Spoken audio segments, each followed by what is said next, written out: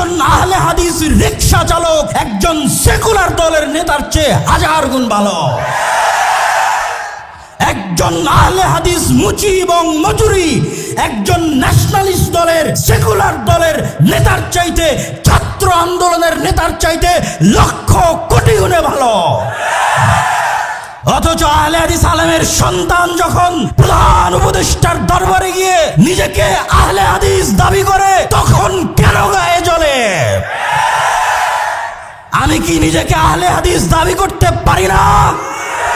আহলে হাদিস কি ব্রাহ্মণ্যবাদ, যে নির্দিষ্ট একটা গোত্র নির্দিষ্ট একটা দলের জন্য সীমাবদ্ধ থাকবে?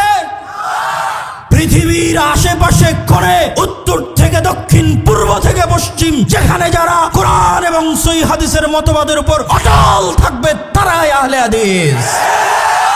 আব্দুর রাজ্জাক বিন ইউসুফ কোনদিন বাংলার মাটিতে শিরক এবং বিদআতের সাথে আপোষ করেনি।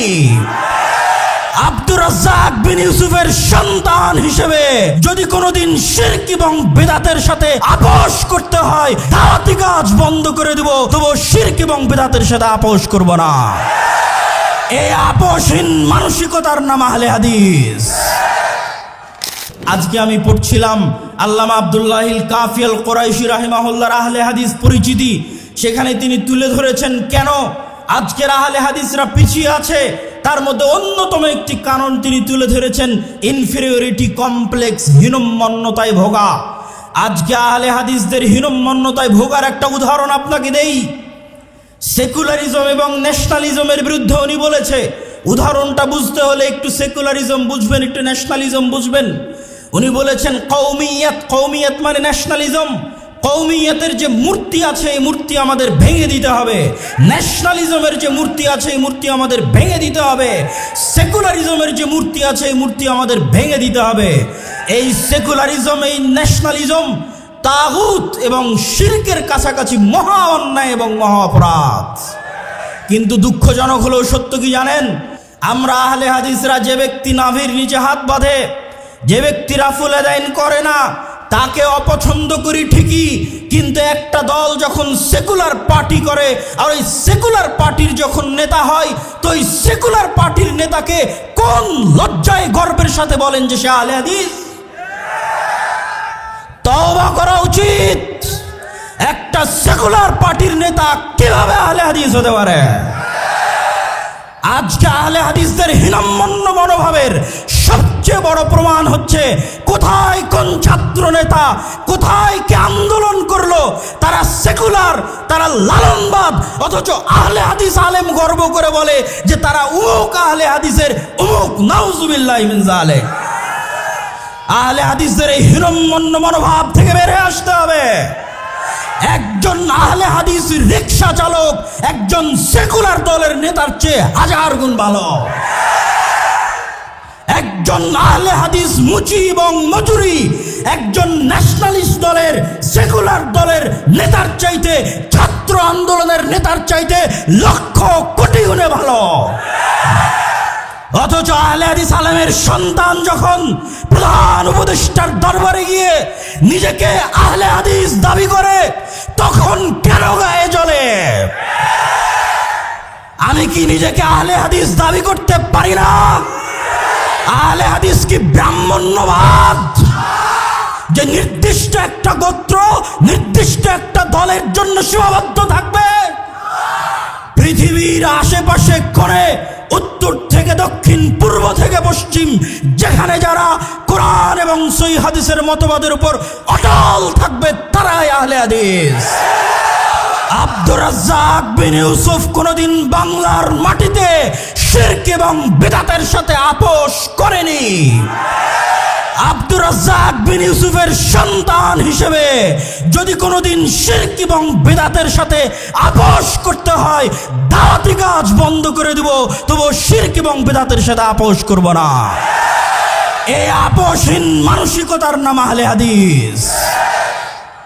আর একজন আহলে হাদিস আলেমের সন্তান হিসেবে, আহলে হাদিস আকীদার লালনকারী হিসেবে পৃথিবীর যে প্রান্তে আমাকে উপস্থিত করা হোক না কেন, পৃথিবীর যে কোনো জায়গায় আমাকে ডাকা হোক না কেন, সেই প্রত্যেক জায়গায় আমি নিজেকে আহলে হাদিস বলেই পরিচয় দিব। আর গর্বের সাথে বলতে চাই যে একটা সেকুলার পার্টির নেতার চাইতে, লালন মতবাদে বিশ্বাসী নেতার চাইতে একজন আহলে হাদিস রিক্সা চালক, একজন আহলে হাদিস দিন মজুর, যার আকীদা সালাফি, যার বিশ্বাস সঠিক, সে বেশি ভালো, বেশি কল্যাণকর আল্লাহ সুবহানাহু ওয়া তাআলার নিকটে। অতএব আহলে হাদিসদেরকে আপোষকামী মনোভাব থেকে বের হয়ে আসতে হবে। এই আপোষকামী মনোভাবের কথা আল্লামা আব্দুল্লাহিল কাফি আল কুরাইশি তার ইনফেরিয়রিটি কমপ্লেক্স আহলে হাদিস পরিচিতি বইয়ের মধ্যে তুলে ধরেছেন। সম্মানিত উপস্থিতি, আহলে হাদিসদের আপোষহীন হতে হবে, নিজেকে নিয়ে গর্ব করতে শিখতে হবে, আহলে হাদিস জাতিকে নিয়ে গর্ব করতে শিখতে হবে। আহলে হাদিস পরিচিতির মধ্যে আহলে হাদিসদের কি দায়িত্ব এবং কর্তব্য তার গুরুত্বপূর্ণ দিক নির্দেশনাও আল্লামা আব্দুল্লাহিল কাফি আল কুরাইশি রাহিমাহুল্লাহ দিয়ে গেছেন। আরও গুরুত্বপূর্ণ দিক নির্দেশনা আল্লামা ইবতিসাম ইলাহি জহির হাফিজাহুল্লাহ তিনি আপনাদের সামনে দিয়ে গেলেন। আমি আমার বক্তব্য দীর্ঘায়িত করছি না, বক্তব্যের শেষে এতটুকুই বলবো, আল্লাহ সুবহানাহু ওয়া তাআলা বলেছেন ওমাই ইয়াকফুর বিত্তাগুত, আগে তাগুতকে অস্বীকার করতে হবে। ইব্রাহিম আলাইহিস সালাতু ওয়াস সালাম বলেছেন যে ইন্না বুরাউ মিনকুম, তোমরা যেই সমস্ত শিরকের ইবাদত করো ওই সমস্ত শিরক থেকে আমি ইব্রাহিম মুক্ত। তিনি কোরআনের যেখানে ইব্রাহিম আলাইহিস সালাতু ওয়াস সালামের কথা খুলবেন সেখানে ইব্রাহিম আলাইহিস সালাতু ওয়াস সালাম শিরক থেকে নিজেকে মুক্ত ঘোষণা করেছেন। আহলে হাদিসদের যদি ঈমান পরিপূর্ণ করতে হয় তাহলে আগে এই সেকুলারিজমকে, আগে এই ন্যাশনালিজমকে এবং এই ধরনের যত মতবাদ তন্ত্র মন্ত্র আছে এই সমস্ত তাগুতি মতবাদকে অস্বীকার করতে হবে প্রকাশ্যে। যেই দিন প্রকাশ্যে অস্বীকার করতে পারবে সেই দিন ঈমান পরিপূর্ণ হবে, তাওহীদ পরিপূর্ণ হবে। আর ইসলাম আমাকে এবং আপনাকে নিয়ে বিজয়ী হতে হবে, এই জন্য ইসলাম নয়, ইসলাম নিজেই বিজয়ী হতে পারে। আপনি সাথ দিবেন কিনা সেটা আপনার ব্যাপার। সম্মানিত উপস্থিতি, আমি আমার সংক্ষিপ্ত বুঝ অনুযায়ী যেটি বুঝেছি যে আমরা যদি ইসলামকে রাষ্ট্র ক্ষমতায় প্রতিষ্ঠিত করতে চাই তাহলে আমাদের রাষ্ট্র ক্ষমতায় প্রতিষ্ঠিত হওয়ার যোগ্য হতে হবে, যা আমার প্রত্যেক বহু বক্তব্যে আপনাদের সামনে তুলে ধরেছি। ন্যায়পরায়ণতা, ন্যায়ের আন্দোলন করতে হবে নিজের জায়গায়, নিজের পরিবারে, নিজের সমাজে, প্রত্যেক ক্ষেত্রে ন্যায়ের আন্দোলন করতে হবে। এই ন্যায়ের আন্দোলন যেই দিন করবেন, নিজে ন্যায়পরায়ণ হবেন, আল্লাহ সুবহানাহু ওয়া তাআলা দয়া করলে আপনাকে অবশ্যই তিনি রাষ্ট্র ক্ষমতায় প্রতিষ্ঠিত করবেন। তবে আগে ন্যায়পরায়ণ হয়ে রাষ্ট্র ক্ষমতায় যাওয়ার যোগ্য হতে হবে। আল্লাহ সুবহানাহু ওয়া তাআলা আহলে হাদিসদেরকে সেই তৌফিক দান করুক, আল্লাহুম্মা আমিন।